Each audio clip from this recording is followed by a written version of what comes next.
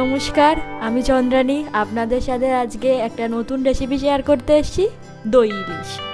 দেখা যাক কি করে আমরা তৈরি করি দই ইলিশ।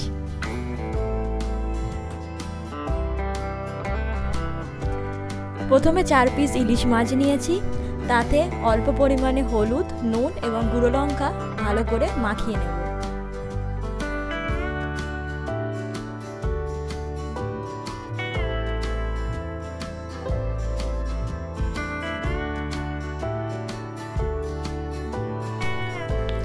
এবার একটা বাটিতে 100 গ্রাম টক দই এবং আগে থেকে বেটে রাখা সর্ষে আর পোস্তর পেস্ট আর অল্প পরিমাণ নুন দিয়ে ভালো করে ফেটিয়ে নেব।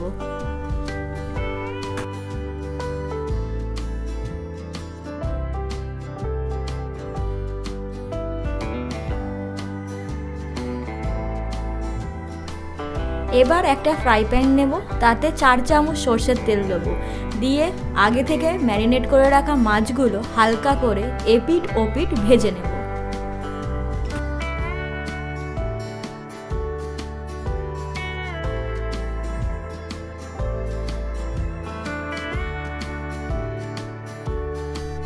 এবার কড়াইতে 3টে কাঁচা লঙ্কা দিয়ে দিলাম। এরপর আগে থেকে তৈরি করে রাখা পেস্টটা হালকা জল দিয়ে গুলে ঢেলে দিলাম। এবার কিছুক্ষণ ফুটতে দেব। ঢাকা চাপা দিয়েই রান্নাটা করতে হবে মিডিয়াম আঁচে। আমি আর এক্সট্রা করে এতে নুন অ্যাড করলাম না, আমি যেহেতু ব্যাটারটাতেই আগে থেকে নুন দিয়ে রেখেছিলাম। আপনারা আপনাদের স্বাদ মতন এতে নুন হলুদ যোগ করতে পারেন। আবার মাছটাকে উল্টে দিলাম, দিয়ে কিছুক্ষণ চাপা দিয়ে রেখে দিলাম। রাখার পর আমাদের তৈরি হয়ে গেল আজকের রেসিপি দই ইলিশ।